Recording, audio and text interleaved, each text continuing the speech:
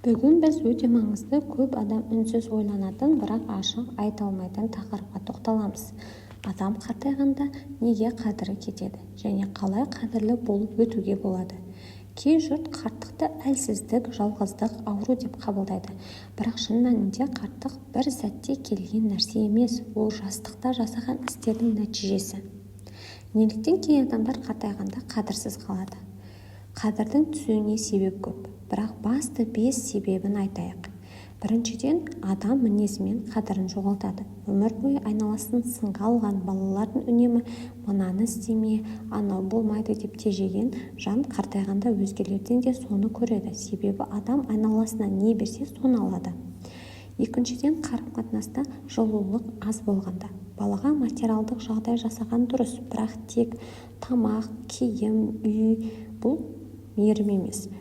Адам бақытты болған сәтті, жылы сөзді, қолдауды есінде сақтайды.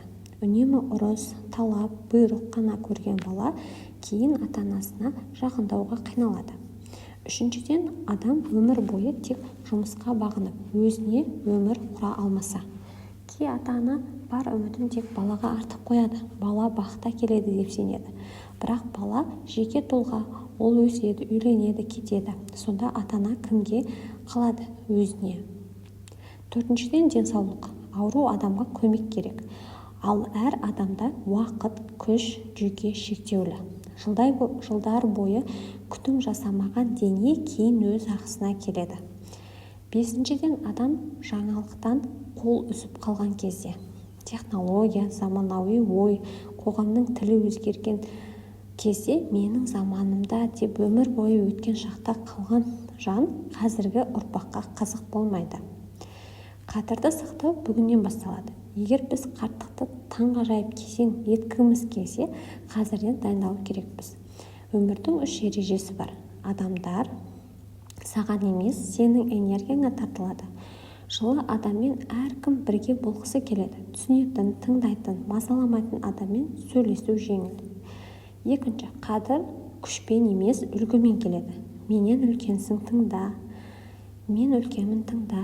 Мен атаңмын, сыйла деп емес, адамды сыйлата алмайсың, бірақ сыйлауға лайық бола аласың. Үшінші, қадір сырттан емес, іштен басталады. Өзіңді бағалаған адамды жұрт та бағалайды. Өзін тастап қойған адамды ешкім көтеріп жүре алмайды. Енді қартайғанда қадірің болсын десең, мінезіңді бүгін түзе. Өзіңе сұрақ қой. Айналам менімен сөйлескенде жайлы ма? Мен тыңдай аламын ба? Мен адамды түсінем бе? Әлде үнемі ақыл айтам ба?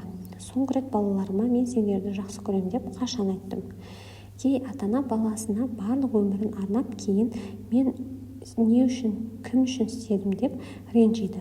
Ал шын сұрақ басқа болу керек. Мен баланың жанына қандай сезім қалдырдым деген. Үйдегі атмосфера, дауыс ырғағы, күлкі, әңгіме, жылы сөз. Міне, адам дәл соны сағынады. Қартайғанда адамдар бізді жақсы көріп келу үшін біз қазір оларға жылулық беруіміз керек. Денсаулық қадірдің тірегі. Егер адам ауырса, ол ашушаң, ренжігіш, әлсіз болады. Ал әлсіз адамға көмектесу міндетке айналады.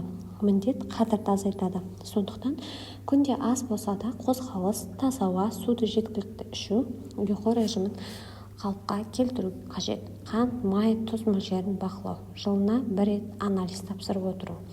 Бұл үлкен шаруа емес, бірақ дәл осылар қарттықтағы тәуелділікті азайтады. Тәуелсіз адам қадірлі.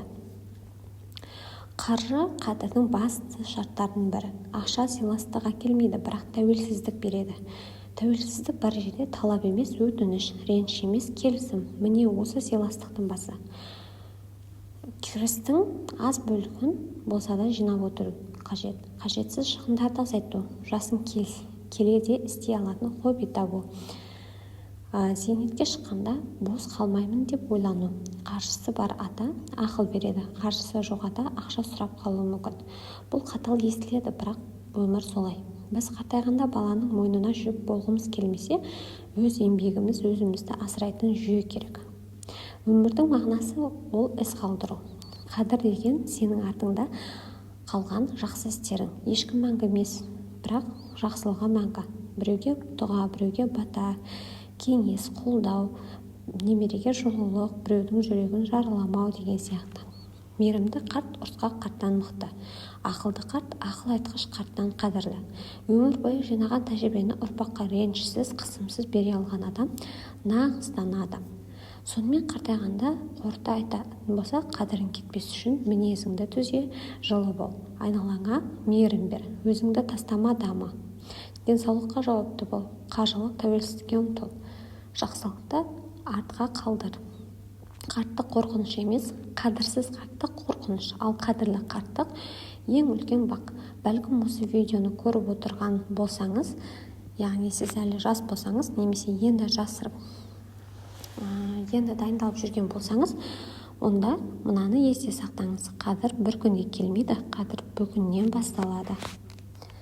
Осымен достар, біздің әңгімеміз аяқталды. Әңгіме сіздерге ұнаған болса, онда видеоға лайк басып, каналға жазылуды ұмытпаңыздар.